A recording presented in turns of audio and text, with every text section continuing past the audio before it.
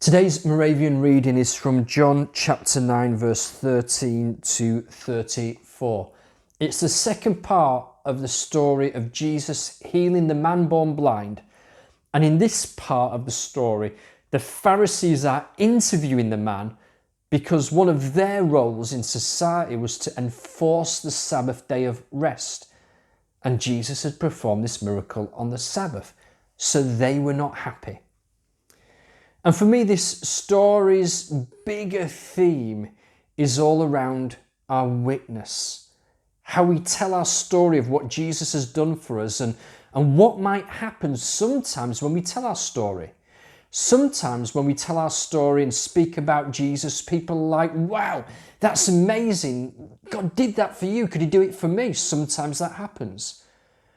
But one of the things this story illustrates, dare I say even celebrates, is that often when we share our story of Jesus, our testimony, people may ridicule us and reject us.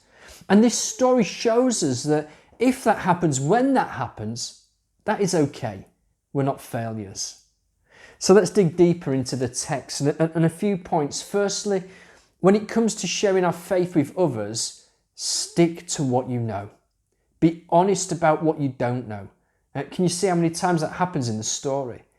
Can you see how many times this man and his parents say, look, I don't know about that, but what we do know is this.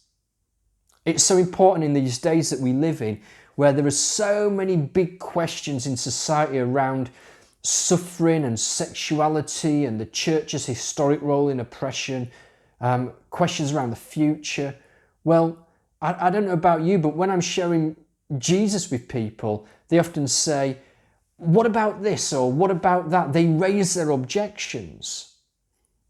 And when that happens, well, let's not respond with cliches or off-pat answers. Let's be more like this man and his parents, simply being honest and saying, look, I don't have the answer to that. I don't know about all of that. But what I do know is this. Once I was blind, and now I see. It is the power of experience, the power of testimony. An ounce of experience is worth a ton of theory. Someone once said, Google it, I can't remember. but my nan used to say, it's better felt than tell. So be honest about what you don't know. Speak boldly of what you do know, what you've experienced. Secondly, just on this point of rejection and ridicule, I think for so long now in our culture, in our day, Christians have been tolerated. Our message hasn't really been in conflict with society's messages. But increasingly, that's not the case. When people think of Christians and they think of church, increasingly they think, well, anti this or anti that.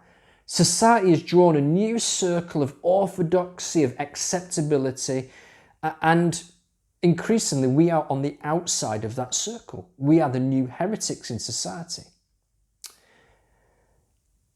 But you know, that is how it is for many Christians around the world and through history. If you're a Christian in Iran and you say to your family member, hey, I've encountered Jesus, you actually run the risk of being harassed, arrested, rejected, even imprisoned.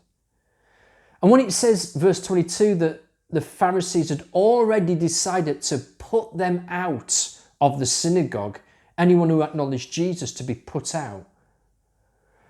And when it says in verse 34, they threw him out, well, that would have been a really powerful reassurance and comfort to those first Christians who, like this man, were thrown out of their communities for believing in Jesus. It's something deeply comforting for believers around the world who are persecuted. It meant that if you were thrown out of your community for following Jesus like this man, well, that didn't mean you're a bad Christian. It didn't mean you'd done something wrong. Rather, it meant you were in good company, someone celebrated in Scripture. Increasingly, as followers of Jesus, we are not getting the same place around the table in society that we've enjoyed in the past. Christians face more ridicule and discrimination than ever. There's a caution, a wariness. But you know, when that happens, I want you to know that's okay. You are in good company.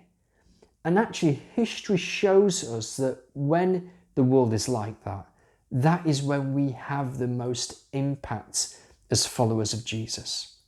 So let's be honest about what we don't know, and let's speak of what we have experienced. Once we were blind, but now we see. Have a great day.